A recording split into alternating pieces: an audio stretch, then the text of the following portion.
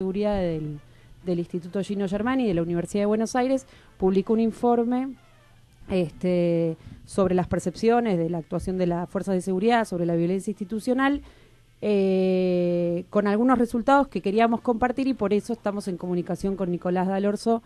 Nicolás, ¿nos escuchás? Sí, Inés, sí, te escucho. Muchas gracias por la llamada. No, gracias a vos. Estamos, bueno, en esta mesa me acompañan Eduardo, Lucía y Gabriel.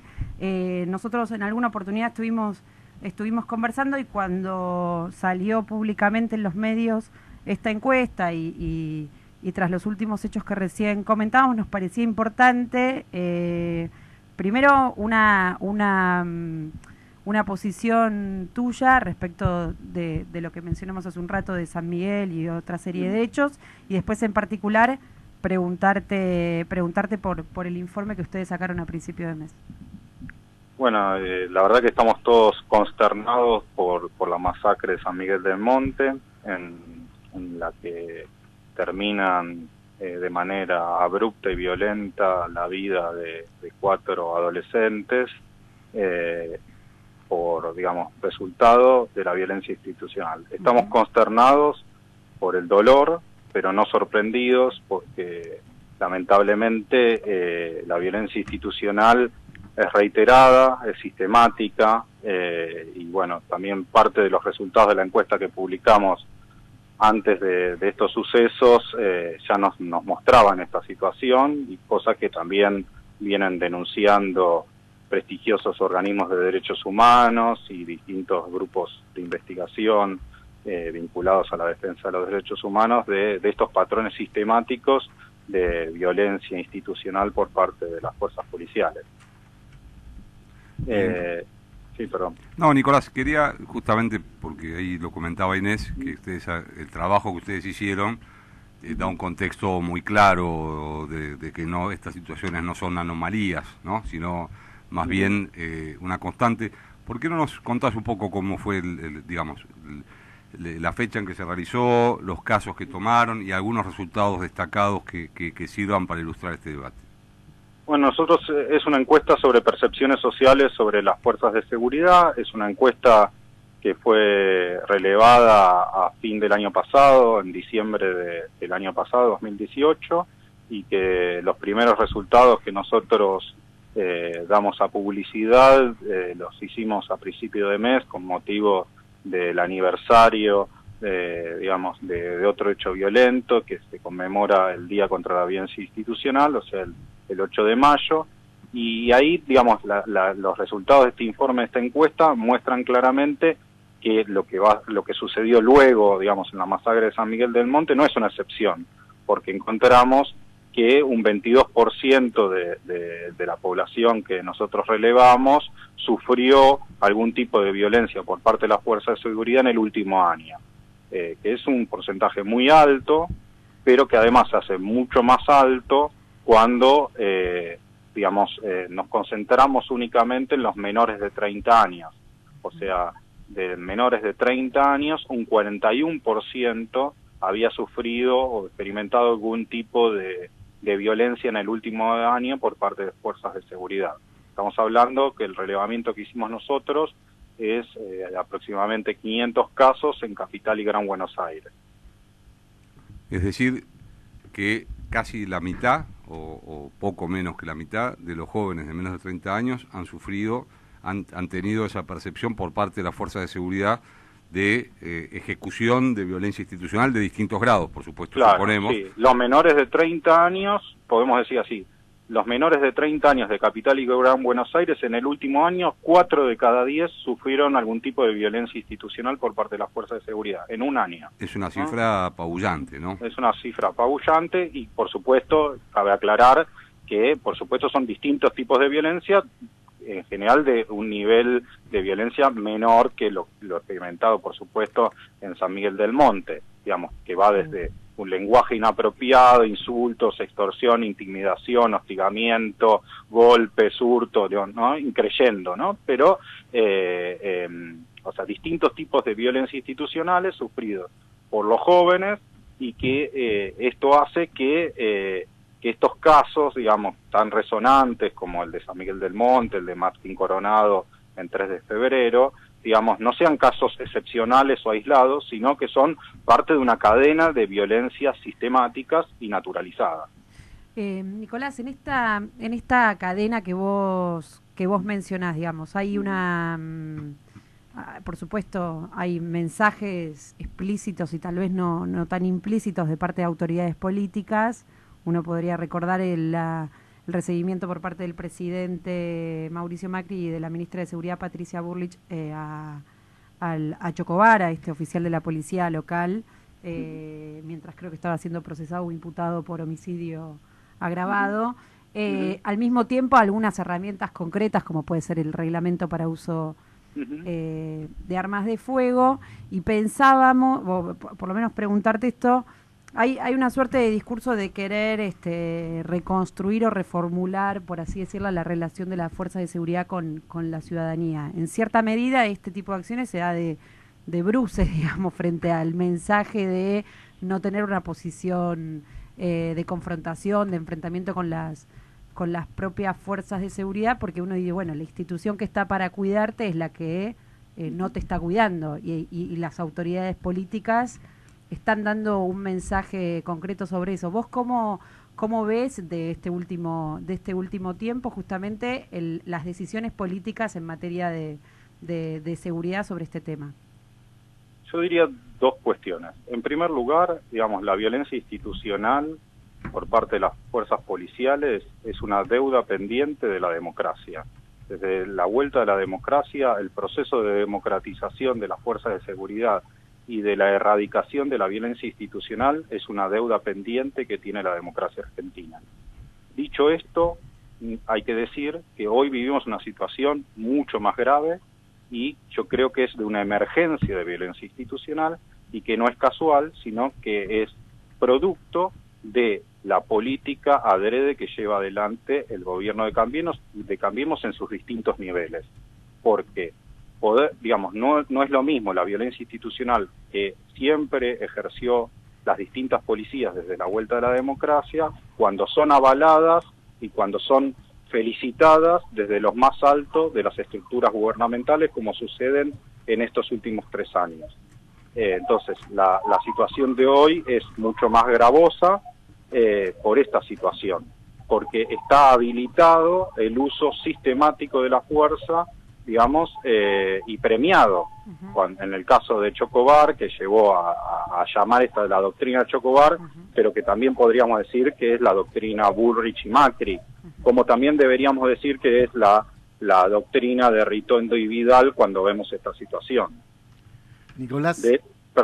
Una cosa que quiero aclarar, que también está en la encuesta, es que en nuestro relevamiento la policía de la provincia de Buenos Aires está sobre representada en esa violencia. El 42% de las violencias institucionales que nosotros relevamos tiene, digamos, como originaria la policía de la provincia de Buenos Aires.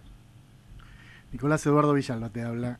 Te quería preguntar, está bien que está el tema de los dichos, ¿no? De los ministros, de la ministra, y como tantas cuestiones que tienen que ver con políticas de Estado de este gobierno, hay un trecho muy largo del dicho y del hecho, ¿no? Y en este sentido yo quería poner también sobre la discusión de que justamente más allá de los dichos, se ve que esto tiene que ver también con la concepción de seguridad y de manejo de la fuerza que tiene este gobierno. En la provincia de Buenos Aires particularmente sabemos que esto ha fluctuado a lo largo de la democracia, vos bien dijiste es una deuda, respecto del autogobierno de la fuerza, ¿no? El autogobierno de la misma policía.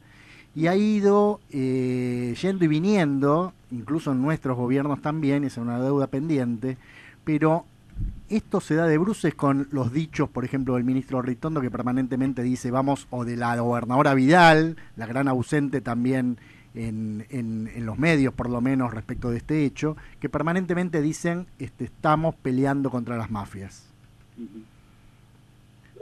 Un par de cuestiones, Gabriel, para intercambiar, digamos.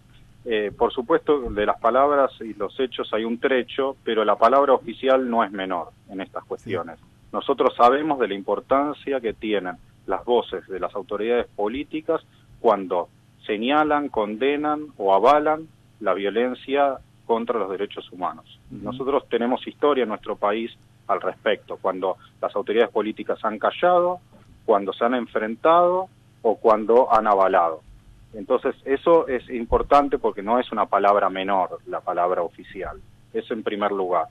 Después, es cierto que nosotros en estos 30 años tuvimos marchas y contramarchas en los mismos, en gobiernos del mismo signo partidario, para decir.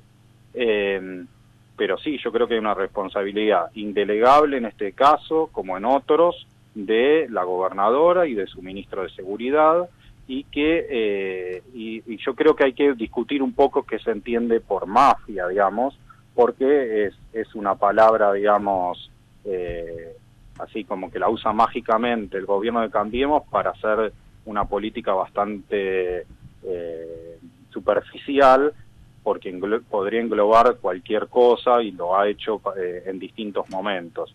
Creo que más que un autogobierno policial, lo que hay es una decisión para que la policía dé rienda suelta a su violencia institucional de manera corporativa.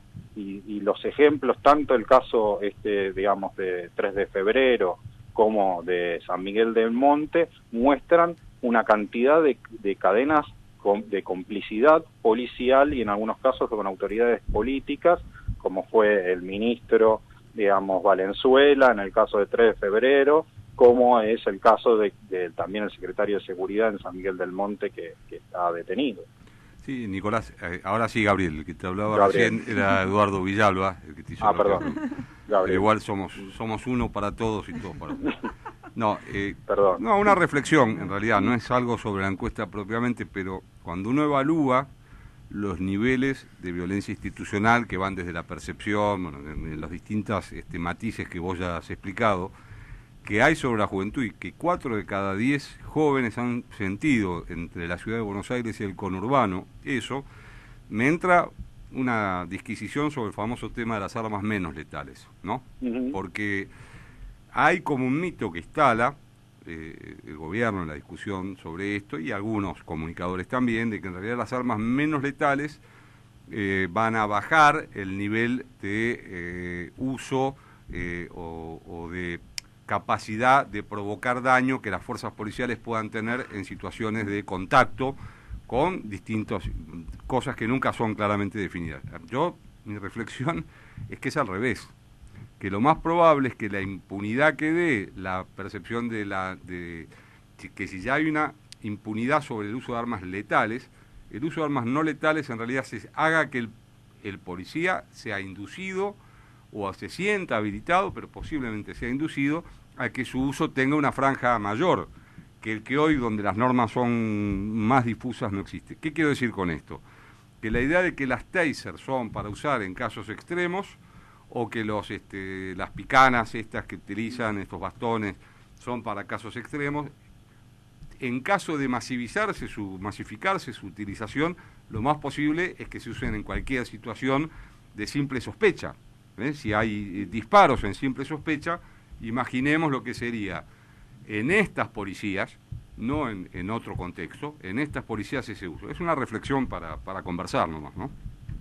Sí, comparto parte de tu reflexión. Yo lo que diría es, en primer lugar, que no está comprobado que las taser sean menos letales, digamos. No, coincido. Digamos, en ningún lado se plantea fehacientemente que no sean letales. Ese es un primer punto que creo que es necesario plantear sobre la mesa para comenzar el debate. En segundo lugar, lo que sí está fehacientemente comprobado es que es más difícil corroborar la violencia institucional cuando es ejercida con este tipo de armas que con otras, con lo cual también es probable que se ejerza la misma o mayor violencia, pero que sea más fácil de ocultarla o que haya más complicidades, que sea más difícil visibilizarla.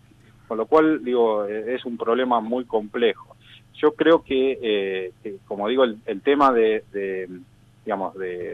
democratizar las fuerzas de seguridad es un tema muy difícil, pero que es ineludible encararlo, y que eso supone una concepción distinta de para qué tenemos fuerzas de seguridad, digamos que son fuerzas de seguridad que necesitamos, que el pueblo necesita para cuidarnos, digamos, ¿no? Y creo que el eje en el cuidado, como tanto nos enseñó el feminismo en el último tiempo y el movimiento de mujeres, tiene que ser puesto en el primer lugar también para pensar la seguridad, porque tiene que ser una seguridad de cuidado y no una seguridad punitiva.